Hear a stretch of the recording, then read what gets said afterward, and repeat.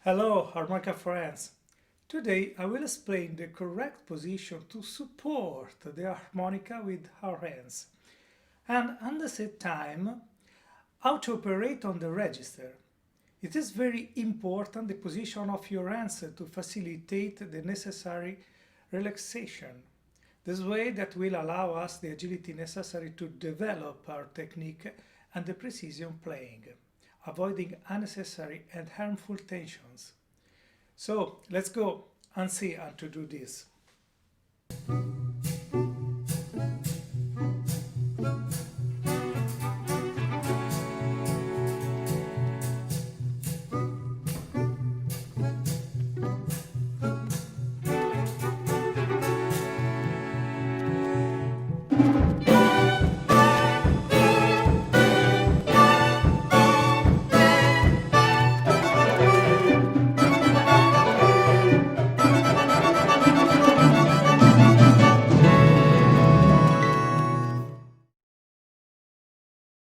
The hand that supports the instrument is the left hand. The position of our hand it will be roughly half size of the instrument. This will be the hand that will support the harmonica in a preeminent manner, but important, the harmonica, more than being tight between the thumb and the other fingers, have to rest its weight between the cavities of the hand. The fingers should not tighten the instrument at all, but just tighten it to keep it in place. The discharge of the weight between the cavity created between the thumb and the forefinger will prevent us from tightly clamping the fingers to support it, creating an unnecessary tension. Now, let's talk about the right hand, which will also have to partially support the instrument, but its task will be mainly to activate the register.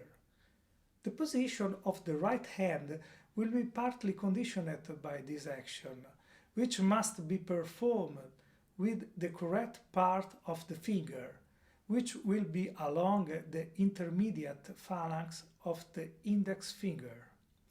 We will therefore have to position the hand in order to obtain this correct positioning on the register. In fact, the work done by the finger that operates the register is enormous because its action of pressure and release will be almost continuous and must avoid positions that may over time cause inflammation and tendinitis. If we operated the register with the last phalanx, the resistance of the register would be distributed over the entire length of the finger and it could be excessive. The other way operate the lever from the base of the finger will remove us agility and the excess part of the finger will probably arrive at your face. The intermediate phalanx offer a good compromise, so we will have to consider carefully this requirement in part binding to determine the final position of the right hand. Now that we understand the role of each hand and the single function, so we must try to understand how they interact with each other. The hands are very important also because their position will clearly influence the characteristic of the sound that we will emit. Well, now we begin to establish a neutral position, a starting point from which once assimilated, we can explore the expressive possibilities that different position of our hands can be influence our sound. As we said, we will place the instrument in the hollow of the left thumb fingers to squeeze it very lightly just to maintain this position. The right hand will position the lever of the register by matching the bottom to the middle phalanx At this point, the fingers of the hand will lean without any pressure crossing them. Posteriorly, the thumb will be positioned diagonally with respect to the instrument. This position should allow us to obtain our sound box, which is a cavity created by our enclosed hands. The hands will not be completely tightened. For the moment, we leave a separation between the palms that will allow the sound to expand and project itself. And at the same time, we pay attention not to excessively separate the hands from the back. The opening between the hands must be done anteriorly to allow the sound to project forwards towards our imaginary audience.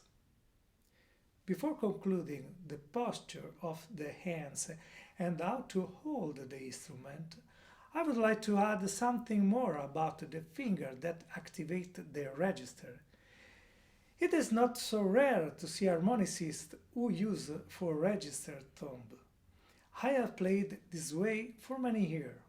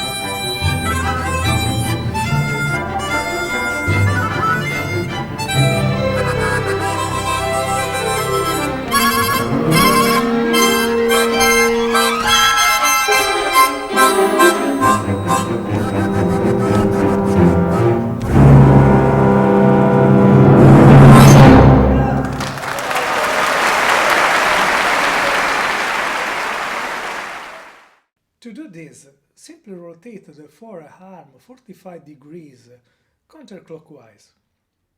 There may be some advantage by operating the register with the thumb. For example, the less pronounced angle of the wrist, then less effort at the joint level and less chance of developing tendinitis or contracture at the wrist. As we said before, it is enormous the work that plays the finger that operate the register, constantly engaged in the necessary alteration necessary to play. An intense articular and muscular effort, and the thumb could theoretically be better suited to endure this continued and protracted task. But other way in the finger is certainly more immediate and instinctive and offer excellent control and precision. You can even alternate these positions as I did for a few years, thinking different advantages that these two positions could offer you. Do not be surprised. There may be different techniques, but both valid. It happens with all the instruments. Even this aspect characterizes the different schools. For example, look at the section of double basses in the orchestra, and we can see some of them taking the bow in different way, alla francese or alla tedesca. Concluding with a reflection that we will always consider how many great instrumentalists had and have a very personal way of playing. There are artists who have brilliant technique and an instrumental approach that arise well outside the teaching instructions generally shared. And I'm not talking about the harmonica that does not have a long educational tradition because it's a very young instrument. I refer to instruments with a long tradition such piano, Glenn Gould, or violinist Leonida Kavakos, sacred monster of their instrument that have a very personal posture and approach.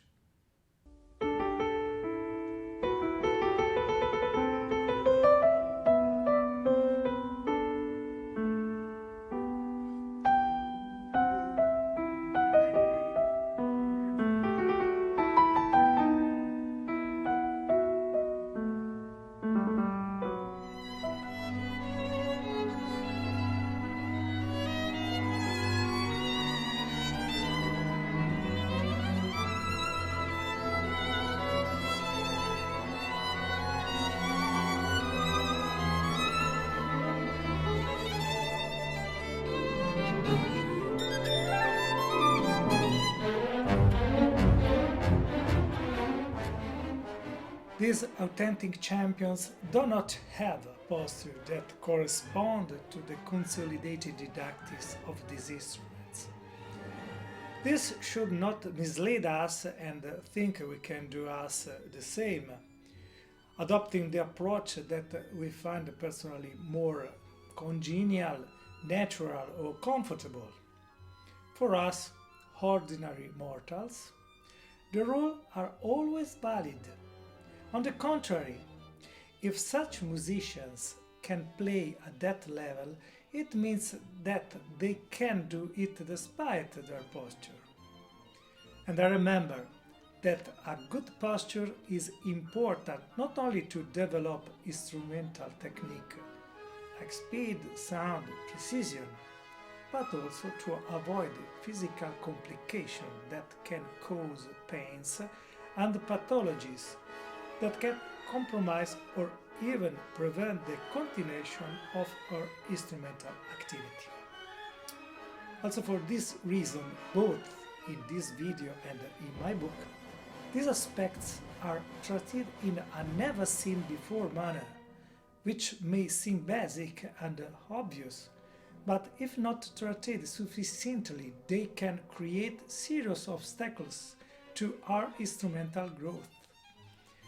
Exercise in the position indicated and do not use force but seek softness and avoid any tension, and in a short time it will turn out to be natural.